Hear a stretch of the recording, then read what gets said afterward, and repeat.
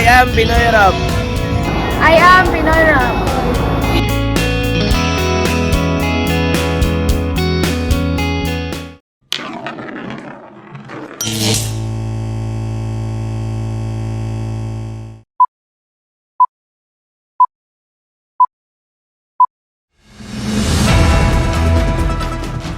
And for the headlines, weather forecast, current tropical update, what's happening today. Local news, senior citizen found dead inside their home. Public servants reminded to maintain impartiality.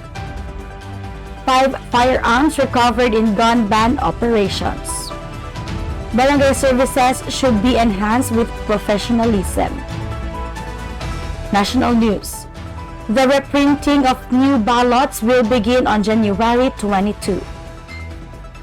International news. The Philippine Embassy in the U.S. hosts entertainment. The nation's girl group Beanie leads Beanie Run 2025 with over 7,000 participants. Sports. Where to next, Mikey? Former TNT guard mom after SGA stint. International feature. Israeli government greenlights Gaza ceasefire deal. National feature. Comprehensive sexuality education is important for the youth. Trivia. Venus spins backwards.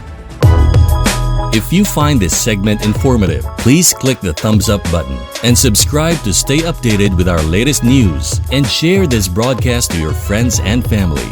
Your support helps us keep you informed. Help us get our first 10,000 subscribers. Your engagement matters. Liking, sharing, and subscribing to our content not only helps more people discover the important stories we bring you, but also supports our team's hard work. It boosts our visibility in the algorithm, making it easier for others to find ways to stay informed. Plus, it helps us generate more resources to continue delivering the news you rely on. Thank you for being part of our community.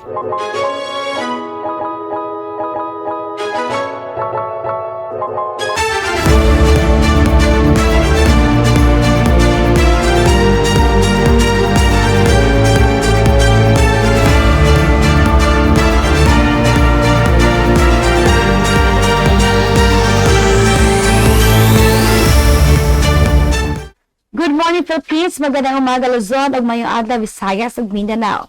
Today is Monday, January 20, 2025. I am Athalia Pisaniel.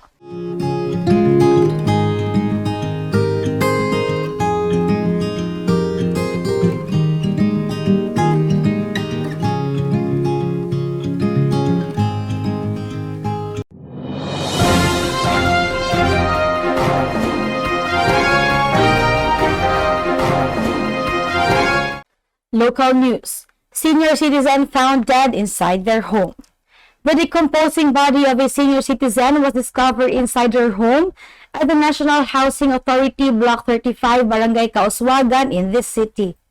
The discovery was made after neighbors complained of a foul smell coming from the victim's residence. The victim was identified as Carlota Ibanez, 68 years old. She had reportedly not been seen leaving her house for 4 days. Concerned neighbors alerted the authorities, prompting an investigation by the local police and forensics team. According to Carmen Police Station, Ibanez lived alone in her home as she had no children. Although she had a niece who occasionally stayed with her, the niece worked in a distant location and was rarely present. Police suspect that Ibanez have suffered a fatal heart attack, possibly due to an underlying heart condition, and her death went unnoticed because of her isolated living situation. Personnel from SOCO 10 are currently conducting a thorough investigation to determine if there were any signs of foul play. Initial findings indicate no visible external injuries on the body, but forensic experts are awaiting autopsy results to confirm the exact cause of death. This incident has raised concerns among residents regarding the well-being of elderly individuals who live alone.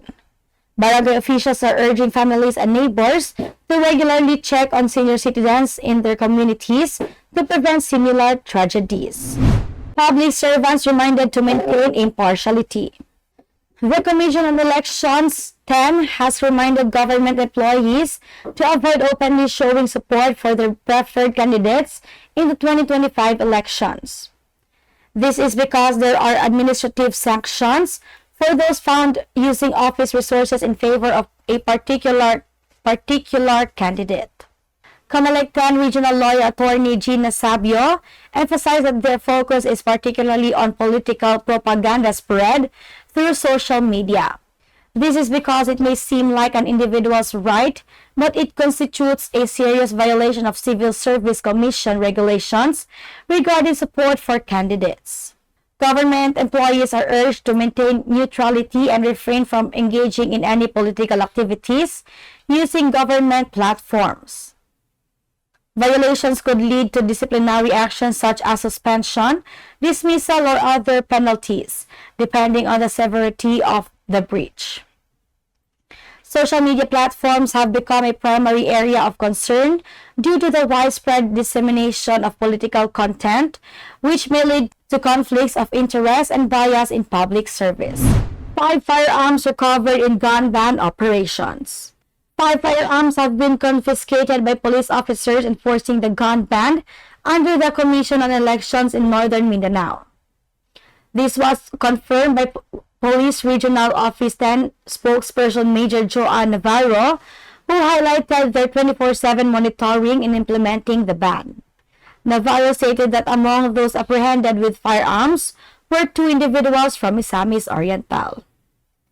Since the implementation of the election period, 4 more individuals have been charged, increasing the total number of cases filed.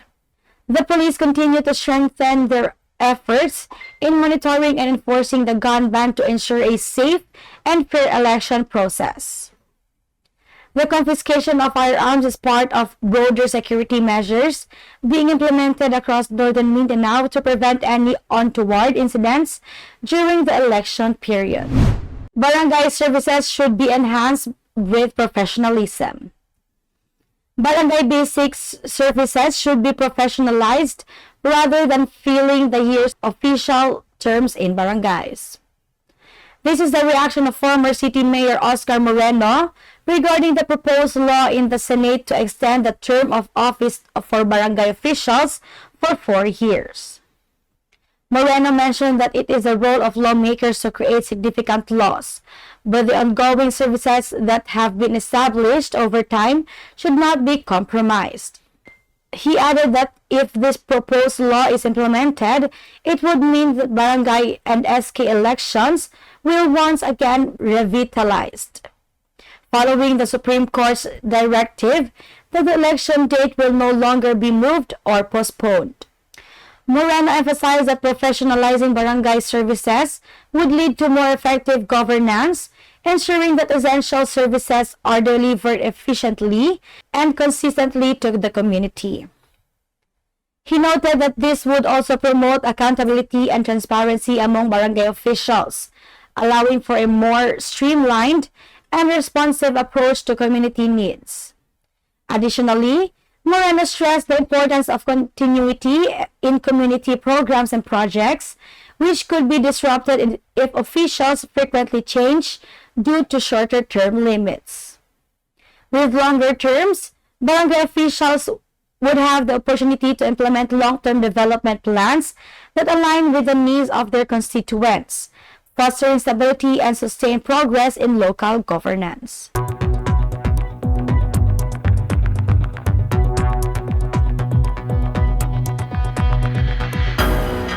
Weather forecast. Current tropical update. What's happening today? Daily updates for Western Pacific weather are essential to keep everyone informed. Today, there isn't much significant activity, but it's important to highlight ongoing conditions. The latest cold surge continues to affect the region, along with a weak shear line across southern Luzon. In Japan, the cold surge is bringing light sea effect snowfall. In terms of tropical activity, no development is expected for the remainder of January and early February, as long-range forecasts indicate a quiet period. While climatological averages suggest 1 to 2 named storms in January, this is not guaranteed. Current conditions such as cold surge and increased wind shear associated with La Nina are pushing systems further south and reducing the likelihood of tropical cyclones forming. In the Philippines, some rain and cloudy skies are observed in parts of Region 2 with scattered showers over eastern Mindanao. Monday's forecast indicates isolated rain in some areas, but most regions, including the Visayas, are expected to remain dry. Temperatures will range from the high 20s to low 30s Celsius, with Palawan experiencing slightly more cloud cover and highs around 32 degrees Celsius. Manila, in particular, will have a sunny day with a high of 31 degrees Celsius, making it an excellent time for outdoor activities. The broader weather pattern shows a northeast monsoon flow with a weak shear line, although it lacks intensity. Easterlies are contributing to some precipitation, particularly in northeastern Luzon, where the northeast monsoon is mostly impactful.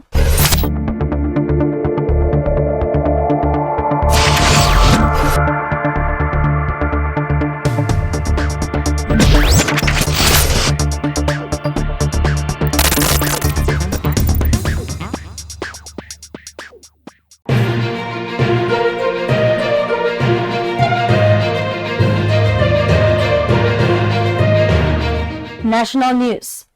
The reprinting of new ballots will begin on January 22. The Commission on Elections on Sunday announced that they would resume printing the official ballots for the May elections on Wednesday, January 22, following the temporary restraining orders issued by the Supreme Court last week. The High Court earlier issued TROs against the poll body for its decisions barring certain individuals from participating as candidates in the 2025 national and local elections. This means that the 6 million ballots that were previously printed would have to be destroyed. COMELEC Chairman George Garcia stated that these decisions have significantly impacted their timeline for printing official ballots, but they are bound to comply with the Supreme Court's order. We will utilize all printing machines from the National Printing Office, Garcia said in an interview. COMELEC mentioned that this weekend, they need to create around 1,667 new ballot page templates, serialize them, and produce the 6 million printed ballots again. 71 million ballots in total, so we hope everyone understands why we are rushing the printing process. On average, we can print about 1 million ballots per day because our timeline is only until April 14 to complete the printing, he added. The poll chief also noted that after printing, all 71 million ballots must undergo manual verification to check ballots formatting, color, size, and cut.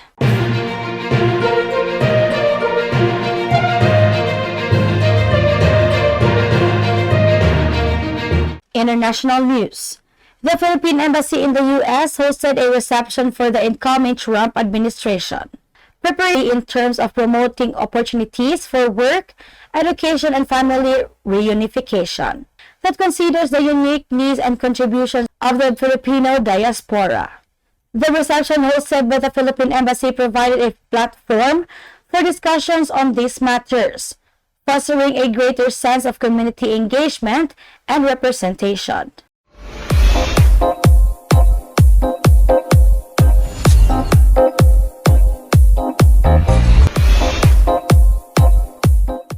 Entertainment. The nation's girl group BINI leads BINI Run 2025 with over 7,000 participants. Nation's girl group BINI kicked off 2025 with a success as more than 7,000 balloons gathered for the highly anticipated BINI Run. BINI members expressed their gratitude and excitement in interviews. Nagulat ako kasi pagbalik namin no first show natin this year, ang sabi lang sa amin nasa 4,800 tapos ngayon nasa 7K na. So thank you, Blooms. Mas marami tayo compared last year. Shared Joanna, the group's leader. Stacey also shared her excitement. I'm so excited to jog. I'm gonna jog for real because of Ate Aya. Excited na kami makita ang Blooms. The Beanie Run not only highlighted the group's growing fan base, but also served as a platform to promote wellness and community involvement.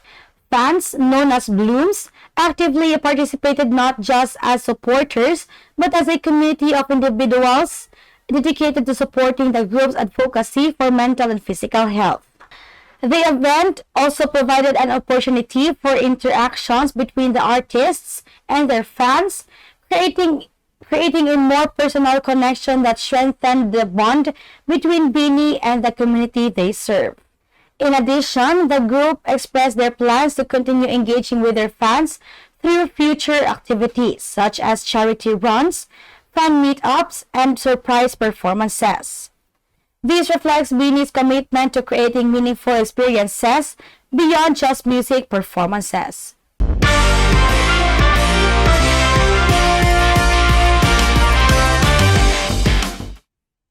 Sports. Where to next, Mikey? Former TNT guard mom after SGA stint. Prolific guard Mikey Williams is set to display his talents once again when Strong Group Athletics competes in the 34th Dubai International Basketball Championship later this month. After a more than a year hiatus following contract negotiations with his PBA team, the TNT Tropang Giga, the 33-year-old, is back in the country and has reunited with former Mighty Sports head coach Charles Chu, this time with SGA. It just feels good to be back in motion, back doing what I love to do, said the 6'2" ace during SGA Philippines media availability on Sunday at the Gatorade Hoop Center in Mandaluyong. I take pride in this game that I love. Williams led the Tropang Giga to 2 PBA titles, being hailed as finals MVP in both victories, but returned to the US after failing to agree on a contract extension, sitting out season 48. Despite this, Williams maintained his dedication to basketball through local and international events. Now, with SGA, he is excited to contribute to the team's success in upcoming tournaments. Mikey's return is eagerly anticipated, thanks to his experience and leadership on the court. With his determination, SGA aims to make a significant impact in the international scene, seeking championship glory in Dubai and beyond.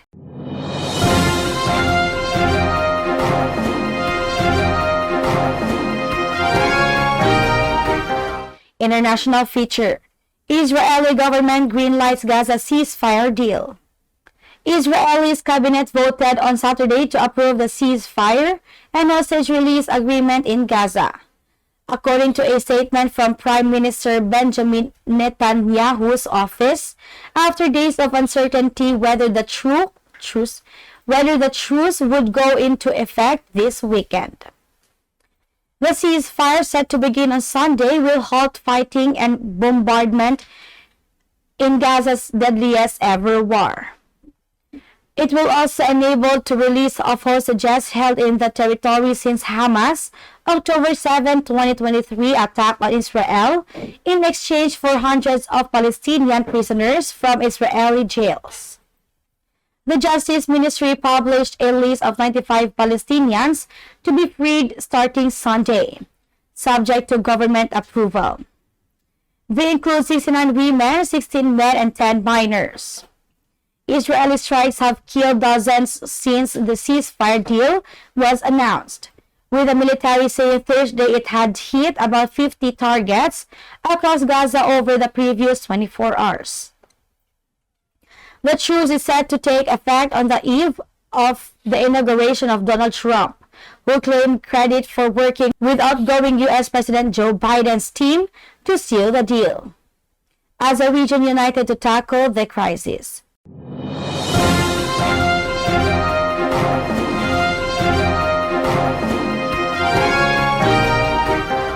National feature. Comprehensive sexuality education is important for the youth.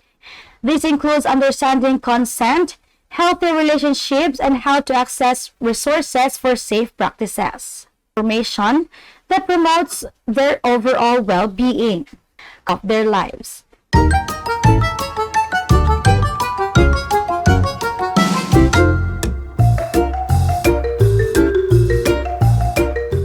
Trivia. Venus spins backwards. Venus, unlike most other planets in the solar system, spins on its axis in a clockwise direction, also known as retrograde rotation. This means that instead of rotating from west to east, Venus rotates from east to west. Alongside Uranus, Venus is one of the only two planets in our solar system that exhibit this unique rotational characteristic.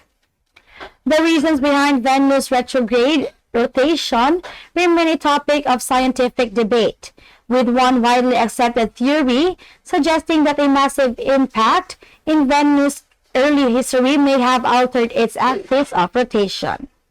This collision could have been strong enough to disrupt the planet's natural spin, causing it to rotate in the opposite direction compared to the other planets.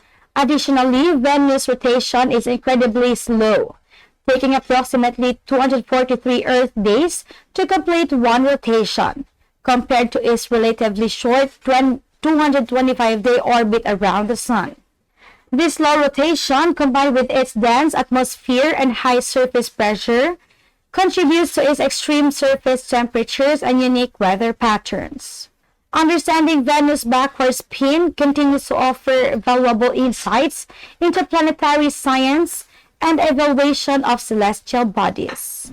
And that was the information we got from here and abroad. Keep listening and watching. Please subscribe Pinoy Rabo YouTube channel and follow us on Facebook, and have a wonderful day.